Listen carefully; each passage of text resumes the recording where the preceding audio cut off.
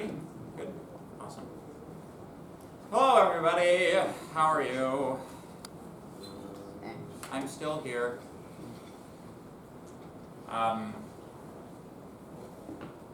It's terrible.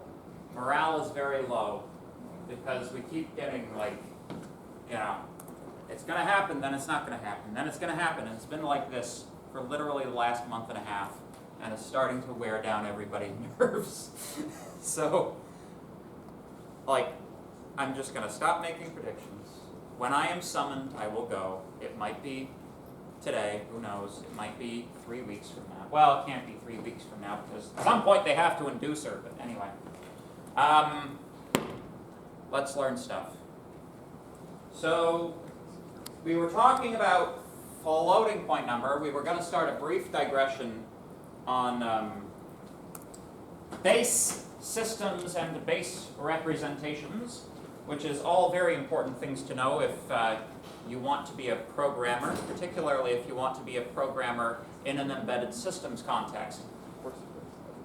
This kind of knowledge of what constitutes a hexadecimal.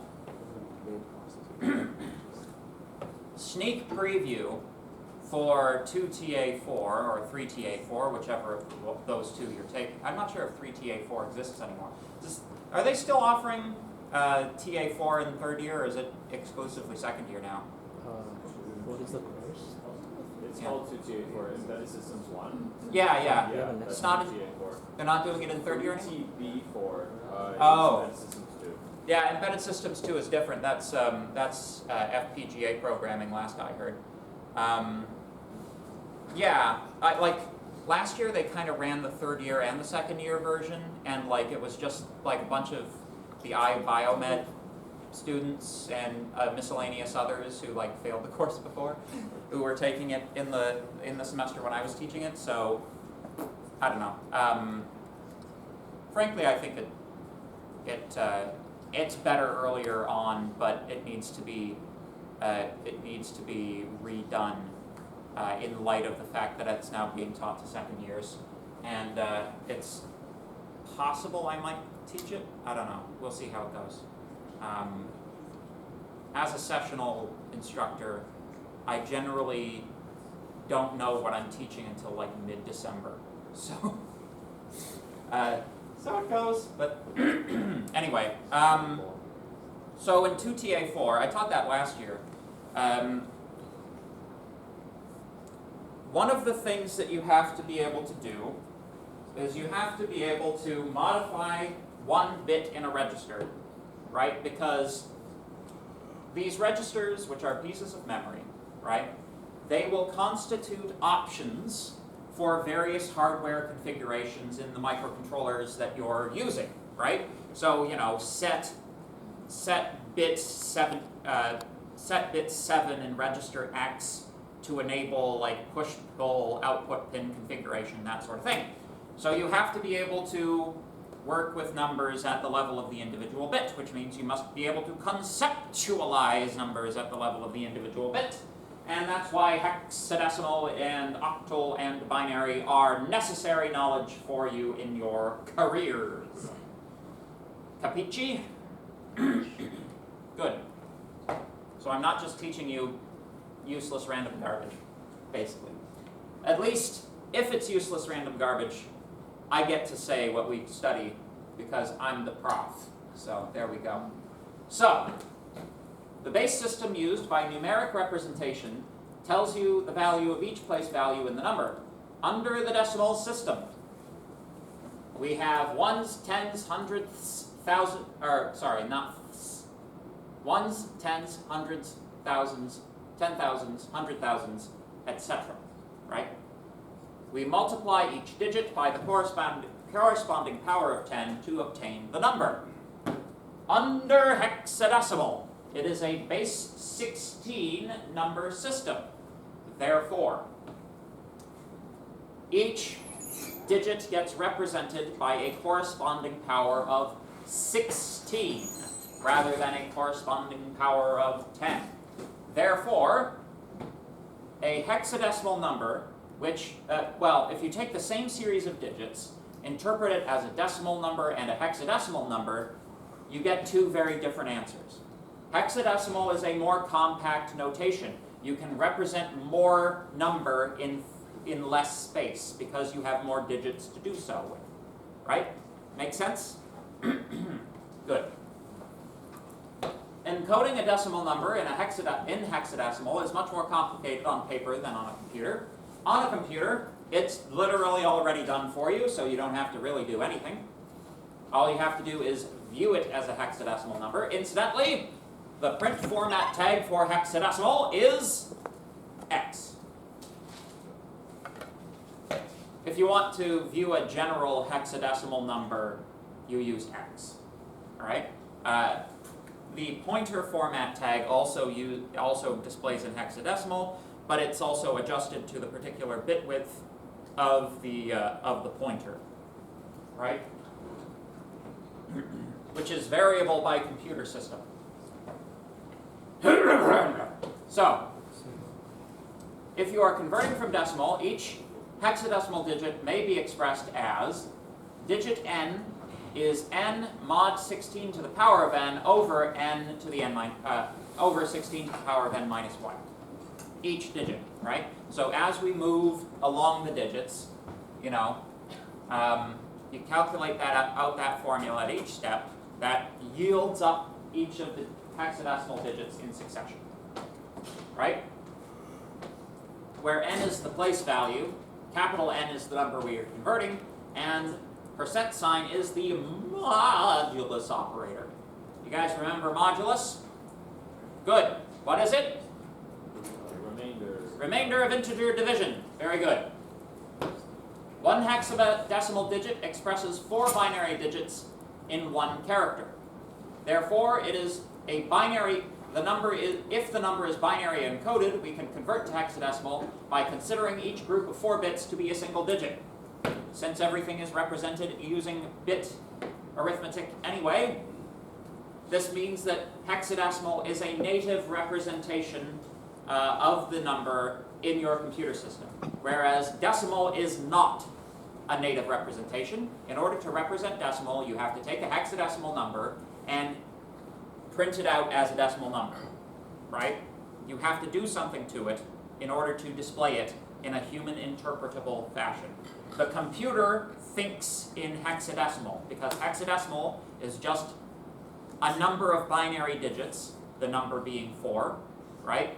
So hexadecimal is like the computer's own native number system if you sort of collect things up into more useful chunks than just a single bit. Make sense? Any questions? Good. So, these are the first 16 integers in various bases. So in decimal, we've got 0 through 15. In binary, here you go. It's actually not a bad idea to memorize these in terms of the binary representation anyway. Octal, right? You'll notice that there's an exact correspondence between the first 3 binary digits and octal representation. As soon as this 4th bit flips to 1, we have 1 appearing in the second column of octal representation. Otherwise, we are traveling between 0 and 7, right? And in hexadecimal, we travel from 0 to F. Make sense? Cool, cool? Have I hammered the point enough now? Shall we move on? Yes? Explain octal again. Sorry. Yeah, sure. So, where's my eraser?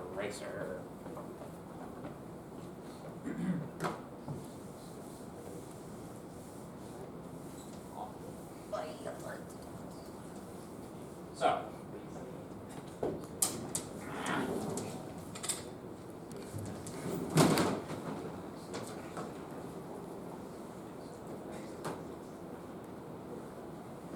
that was just about a disaster. All right. So, imagine let's imagine, just for the sake of argument, we had a number comprised of 12 bits, right? So 1 1 1 0 1 0 0 1 1 0 1 0, right? 12-bit number.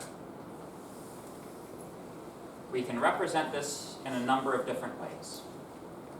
One way is we can represent it using hexadecimal. Using hexadecimal, we consider groupings of 4 bits, right? These 4-bit groupings correspond to the codes here, right? And it's just numeric. So this 1110 is E. Civilization is falling apart. 1001 is 9. 1010 is A. So the representation of this number as a literal in C will be OX E9A. Right?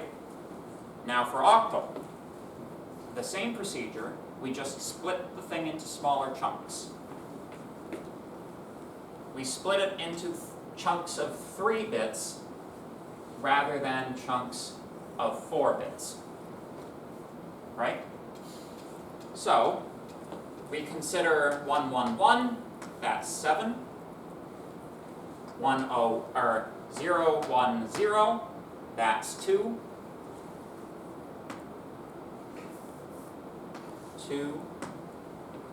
011, that's 3.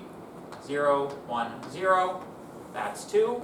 So, in the octal system, the representation of this number will be 00722. Make sense? Question? So how could you get 17 then? Because if 17 is 1111, but you group it into 3. Yeah, it's 1111. This is 17. Put 2 zeros there. Gotcha. Yeah. The zeros, just like if you need extra zeros, just like in the decimal system, you put them on this side. Make sense? Yeah, you don't start counting here. You can start counting from the decimal point. I kind of cleverly picked this number of bits because it's divisible by both 3 and 4. That way it makes a nice example. Any other question? That was a good question, by the way. Thank you. Yes, sir. Would the identifier for putting a octal number be O? Yes. Yeah. The tag that goes on the front. Yeah. Very important thing that reminds me of to say. There's no such thing as a hexadecimal integer as a data type in C, right? Whether you're representing the literals as hexadecimal or octal or decimal or binary, they are all being stored in the same data type, which is integers most of the time, right? So, or pointers or whatever it is, right? This is independent of data type. This is simply different ways of representing binary data. Everything being stored in memory is binary data in the end, so there's no need to say, well, this is a binary integer. It's like, all integers are binary, stupid, you know? Any other questions? Okay. All right, moving along then. So we actually have a slide on literal prefixes. While writing a program, we need to tell the computer if our numbers are in hexadecimal or other base notations. If you're using anything other than decimal, you have to say it because the computer is not just going to interpret it. So if you're writing code if you're writing a literal in binary, it's 0b, capital or lowercase. Octal is just a big O. All right. Decimal is any digit but O, and hexadecimal is lowercase and uppercase x. All right, I must have been thinking of the Java convention when I was saying that. Hexadecimal allows us to express numbers much more compactly than in binary, while maintaining the straightforward relationship to the underlying memory representation. So basically, you might say, well, why would we need hexadecimal if we can do everything in binary? And if binary is what we actually, like when we need to represent things, in a one-to-one fashion with binary code, why do we not just represent it in binary rather than hexadecimal? And the answer is, it just gets very long, right? You can imagine if we took one of our pointers, which is composed of like I think they're like 12 hexadecimal digits, and we expanded that out to binary, it would take up most of a line, and it really wouldn't give us much information, It's like, this is like a meeting in the middle between something close to decimal that human beings are comfortable working with and binary, which the computer does natively. Make sense? Moving on. So, let's go and talk about how we pass pointers into functions in C. In C, all arguments are passed by value unless the value you pass is a memory address, although the memory address itself is still being passed by value, right? This is known as passing by reference. Passing by reference allows functions to modify the referred data in the calling function, which can be useful.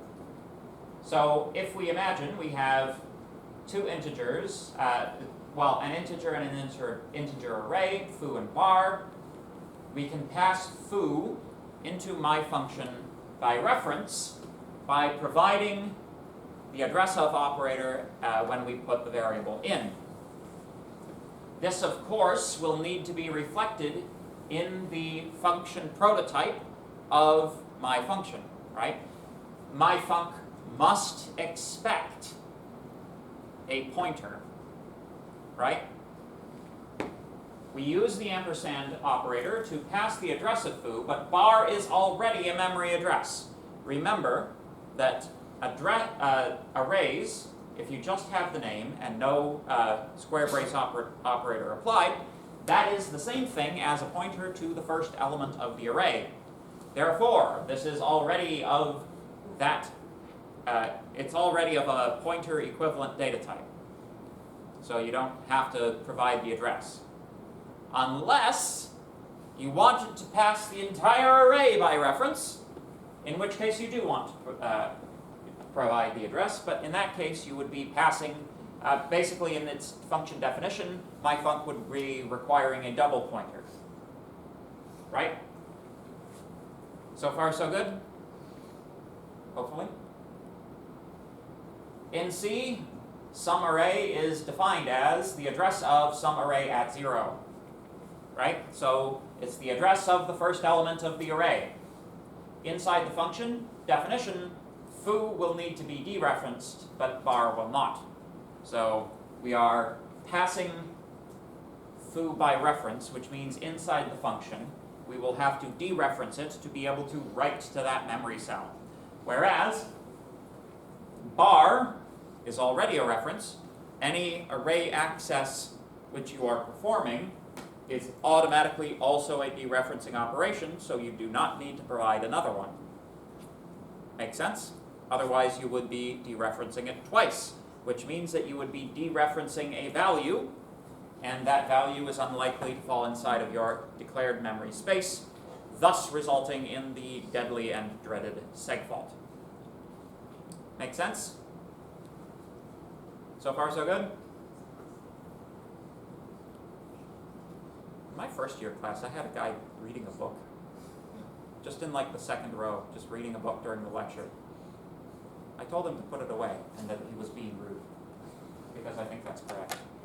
Like, if you're going to read a book in class, at least do it in like the back row, you know. Not that I have anything against you good folks in the back row, but you know, you could be doing whatever the heck you wanted. I wouldn't notice, you know. Particularly in like the back row, because you're not even like lit up. You're just like shadow dwellers, you know. But anyway, so here's an example. Let's imagine we have a function cubed by reference. It's taking an integer pointer, n pointer. All it's doing is performing the cube, right? It is taking n pointer and multiplying it to itself 3 times. This is a lot of stars. Yeah. If you're an American, you might be feeling a little patriotic right now. I ask you to suppress that. So, this is a dereferencing operation. Here and here, right? So each time we are dereferencing n pointer to obtain the value that is pointed to by this pointer. In this case, it's going to be 5 when we run it with this main function, right? The stars here are just multiplication in the regular sense. This is a little bit interesting, though. When you have a dereferencing operation on this side of the equal sign, that means that you want to write to the memory cell pointed to by this address, right? So and this shouldn't be too, this shouldn't be too confusing once you understand it, because this is how things have always been. Anything appearing on this side of the equal sign is being written to. Anything appearing on this side of the equal sign is being read from. So we are reading from these dereferences and writing to this dereference, right? So that, in effect, once you execute this program, we have number equaling 5 inside of main, right? This is sort of our view of memory. When we call cube by reference, and this is like before main gets called, or before main calls cube by reference. So inside of cube by reference stack frame, which doesn't exist yet, cube by reference has pointer n undefined because it hasn't been called. So why is there a stack frame on this slide? Cube by reference receives the call from n pointer and is cubed. So we open up the stack frame, which doesn't happen until this step. N pointer is a pointer to the memory cell inside of main stack frame, right? So we calculate the value of n pointer dereferenced 3 times multiplied together. That will be 125. The dereferenced assignment takes this pointer, follows it to the memory address, and plops down in it the value that was calculated from the expression. Just like normal, just like regular arithmetic. The only difference is you're getting to the place you're putting the memory through a pointer rather than directly. It's an indirect reference rather than a direct reference. Make sense? Question? Like, this particular thing, is there any actual advantage to doing arithmetic like this? Not arithmetic, no. Like the whole point of the, so what is the point of all of this? Why am I torturing you with it, aside from the fact that it's been taken out of the textbook? We're going to enter at some point, we're going to start talking about C standard libraries that do this, right? So most particularly when we get to the get to the string libraries. So why do this? Why decouple the returning of a result from the actual return statement itself? Because that's effectively what this is doing. And incidentally, this is also effectively what the return statement does, right? This is how return statements work in general, is that the calling stack frame will have a piece of memory reserved for the return statement of its called function. The called function places its return value into that position in the stack frame of the calling function. This is essentially just re-engineering how return statements work, right? This allows you to have multiple returns per function. So that's one big thing that you can't achieve with just regular return statements. C is not like Python. In Python, if you want to return multiple values from a function, you put them in a tuple and you return the tuple, right? You return x comma y. The Python just kind of magically inserts the round braces for you, right? And then you can say, you know, a comma b is equal to the return result of this, and it pattern matches to put the correct tuple result in the correct variable, right? That's a lot of fancy work to do when you can just return, you know, basically anything you pass by reference is implicitly both an input and an output of the function. In this way, they kind of function a little bit like global variables, except it's in a more rigorous manner and they don't hold their state between function calls. So you have the advantages of global variables in that you can return more data from a function than just its return value, but you're not susceptible to what happens if I've run this thing 10,000 times and the value of the global variable has drifted, right? Or not been reset properly or whatever it is. We'll find when we talk about the C programming library, or the C string library, pardon me, a number of these functions will, for example, if you're searching for a particular character inside of a string, C's tendency is to give you a pointer to it, rather than give you an index, right? That's kind of how C thinks about things. And a lot of the time, the explicit return value of it, the explicit return value of a function will be like a success-failure condition, right? So it's like it will return like a negative number if it failed to find the thing you're looking for, and a positive number if it found the thing you're looking for. And the thing you were actually looking for is passed out of the function because you passed a reference to where you want it to store that information in. It's a little bit complicated, but this is necessary knowledge. Does that make sense? Yeah, that makes a lot of sense. Yeah. I mean, it might not make sense from like a Python programmer's perspective, but like the reason that it does this is because C likes to think of all of its functions as sub-C programs, right? So this is like the design philosophy that went into the standard library, right? Like in the same way that main returns a negative number on a failure result, right? The same philosophy gets into certain elements of the C standard library, where some of these functions are returning negatives if they failed, right? And otherwise passing their values back via other mechanisms. But the return value is kind of thought of kind of like in this, like, should I be raising something with standard error type mechanism. It doesn't do it universally, but you know, so it goes. Question? So when you put 2 stars, you have to, what's the difference between that and creating a double pointer versus reference? Well, first of all, that doesn't appear on this slide, right? This one dereferences the pointer, but this one is multiplication. Yes. Yeah. So to declare a double pointer, right? Int star star d pointer, right? Dereferencing it once, you know, x is equal to dereferenced once d pointer, right?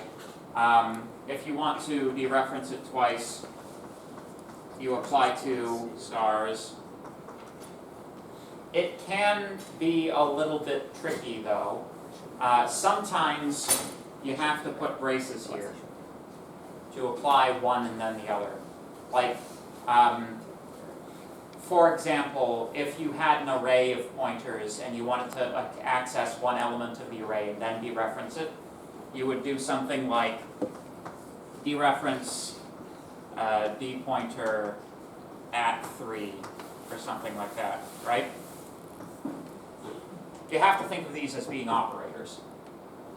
Does that make sense? So in that first line where you have it and you have the double star versus Y where you're dereferencing the pointer, they both have 2 stars, so how is one dereferencing but one creating?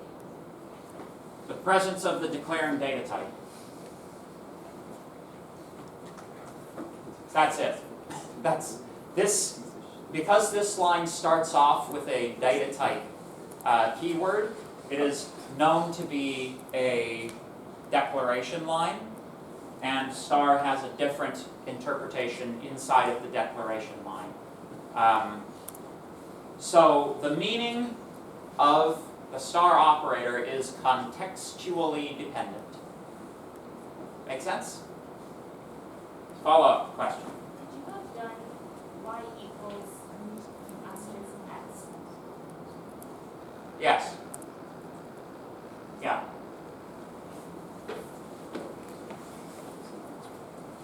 Any other questions? See, everybody's got the 15 minutes till the end of class jitters. So it goes.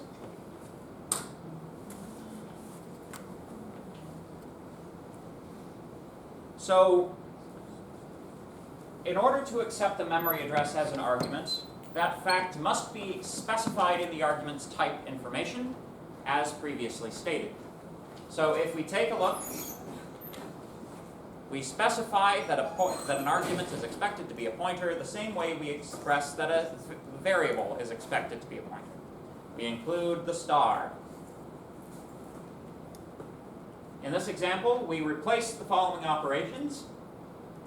Pass num by value to cube by reference, compute the cube and return it to main, assign the return value to cube by reference to num. We replace these 3 operations with pass the address of num to cube by reference, compute the cube and store it in the memory address directly. Stylistically, pass by value is preferred unless the situation explicitly calls for pass by reference, i.e. if I put it on the test, you have to do it by reference. Passing by reference in this way violates the principle of least privilege. So, have I talked about the principle of least privilege? No? Okay, so this is like one of your general programming heuristics, right? This is a principle of good software design.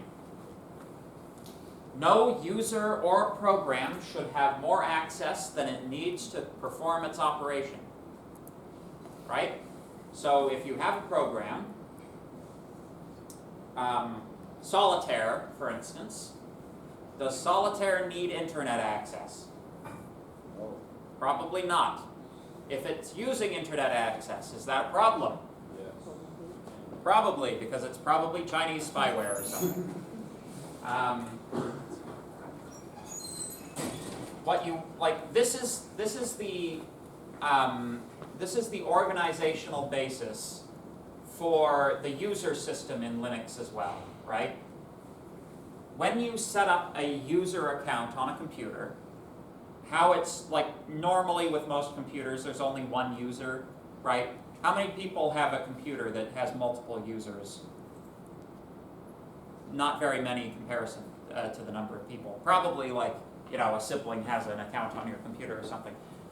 If your sibling wants to use your computer, make them make an account for it. This is the thing, because that way your sibling does not have access to your files, right? Especially if you don't make your sibling administrator. This is like this is also how the Pascal server works, right? each one of you who have logged into the Pascal server and created a user account get your own home directory. You keep your files in your home directory. Nobody else has write permissions for your home directory, with the exception of those users which are specified to have super user privilege, right? That's what it's called in Linux. In Windows, you call them administrator privilege. So, super user can come in and delete all your files, or just replace the contents of every file with the phrase ha ha ha ha ha, repeated ever.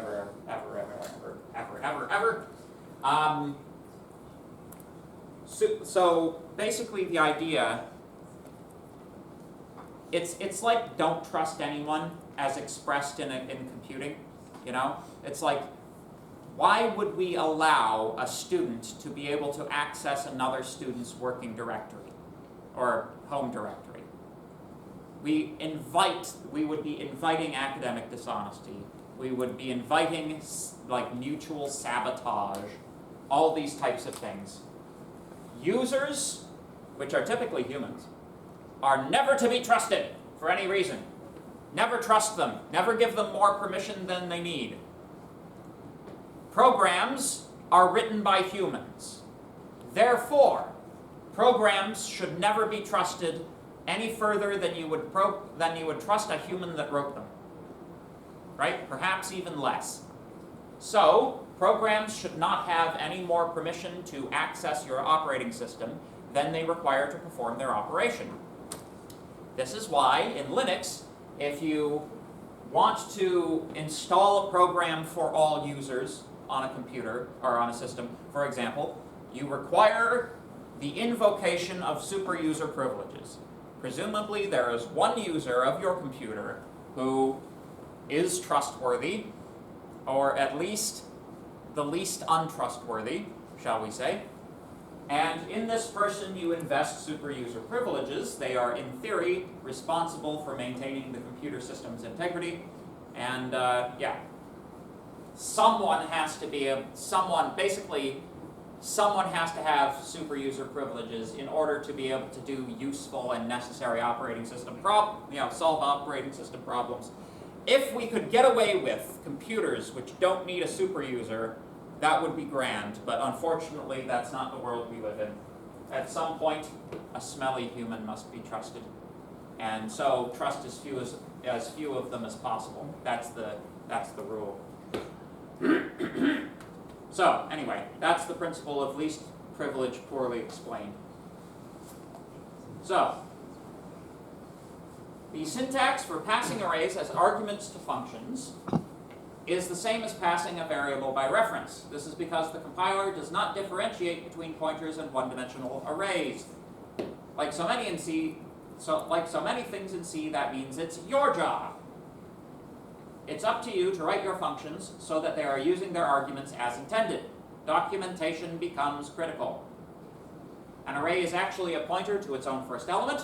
We can perform arithmetic to traverse arrays without the indexing operator. And our next section, we're going to talk about array arithmetic. So,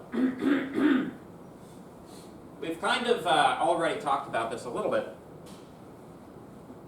The const keyword, right? Problem. When we work with pointers, there's a possibility of pointer misuse resulting in a seg fault, right? We can prevent arguments from being modified using the const qualifier. So, if you are passing a variable by reference, there is no need for the function receiving that reference to modify the reference itself, right? There is no reason that it should need to do this.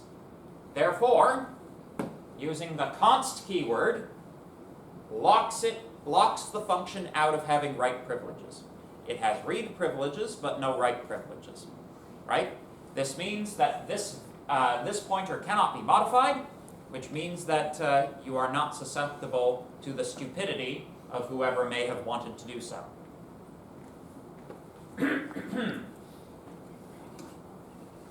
Trying to modify a const argument will result in the following compiler error using GCC. Error, assignment of read-only location. So this is not a runtime error, like a seg fault. This is a compile time error.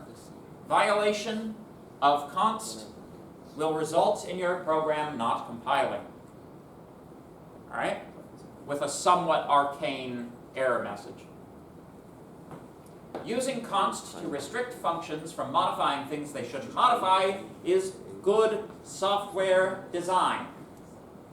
In general, a program should only have enough data access to accomplish its task, and not one smidgen more. Nary a smidgen. Yeah.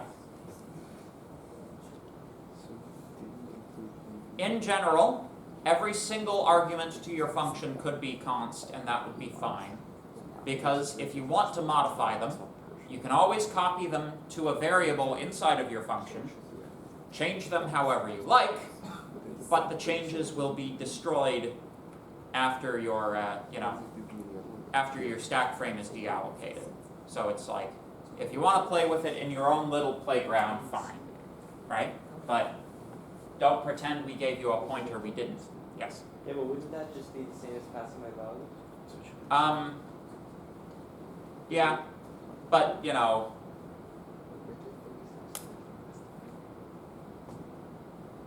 it's kind of like you also, you want to try to minimize accesses outside of your stack frame in the same way that, you want to minimize, the number of return statements, It's like,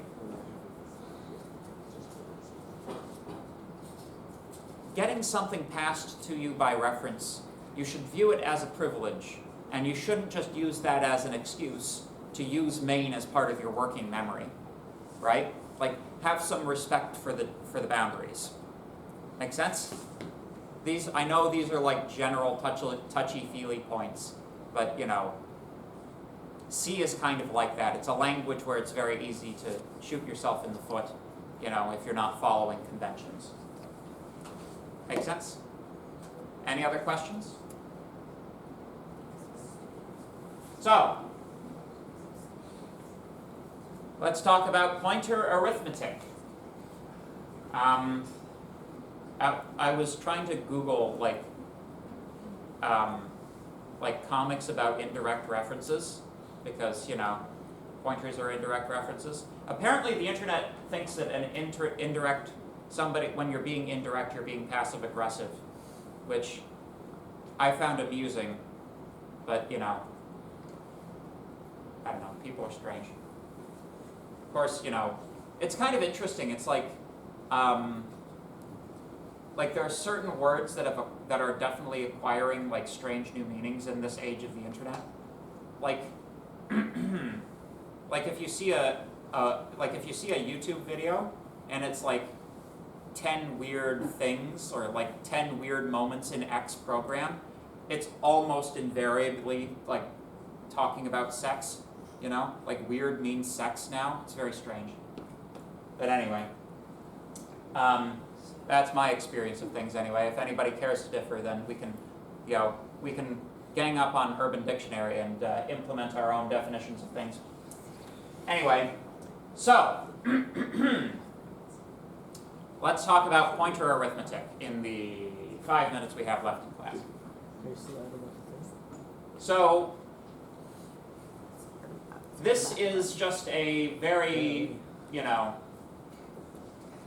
simple example where we're using arrays in the normal sense. We are also exposing the addresses of these arrays as we're viewing them, right? So what we want to display here is what piece of memory each element in an array is stored at, right? So, both foo and bar. Foo here is being stored as an integer, right? Bar is being stored as a short integer. Regardless as to whether it's being populated with floats or ints or whatever, it's going to think they're short integers anyways and treat them as such. So don't let that fool you. This is not float. This is short int, right? So what we end up with is a series of memory addresses in sequence. But you may notice this one counts by 4, this one counts by 2. What's the bit width of an integer? It's 4. What's the bit width of a short integer? 2. Very good. So essentially, I've been slightly disingenuous when I've been saying that the array access operator adds the offset to the memory address and then dereferences that new memory address. Slightly different. It is also multiplying the offset by the byte width of the data type composing the array before it does so, right? So, yeah. Does that make sense? Hopefully? That's not very useful. So, notice in the previous slide how foo's memory addresses are 4 bytes apart and bars are 2 bytes apart. The array is continuous memory, and each element is allocated the size of the base data type of the array. This is why C requires data types. The primary purpose of C data types is to tell C how big the number is so that it can dereference the correct amount of memory. If we wish to perform pointer arithmetic to traverse an array, we need to know how big the steps are. Operators can mean different things when applied to arguments of different types. Float versus integer division, for example. The plus plus operator, when applied to a pointer, will automatically take the size of the data type it's operating on into account. So if you have foo plus plus is the first element. If you plus plus that, you get the next element. If you plus plus that, you get the next element. So, for example,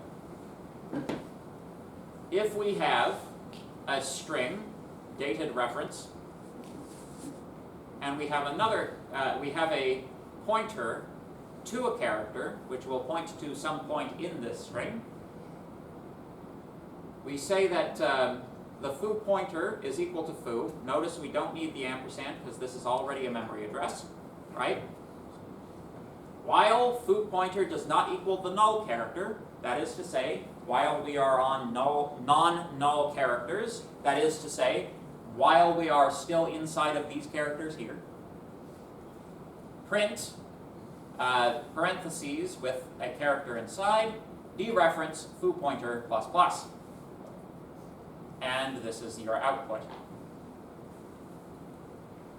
So, one thing to remember about the plus plus operator. In this case, we are using it postfix. When does the increment occur? Somebody say it loud. Yes, sir. After the displacement. After this line has been executed, yes. So, the line after, basically the implicit line after this line is foo pointer plus equals 1 times the bit width of this, which is char, which is 1 byte. So in this case, it actually is 1. Make sense?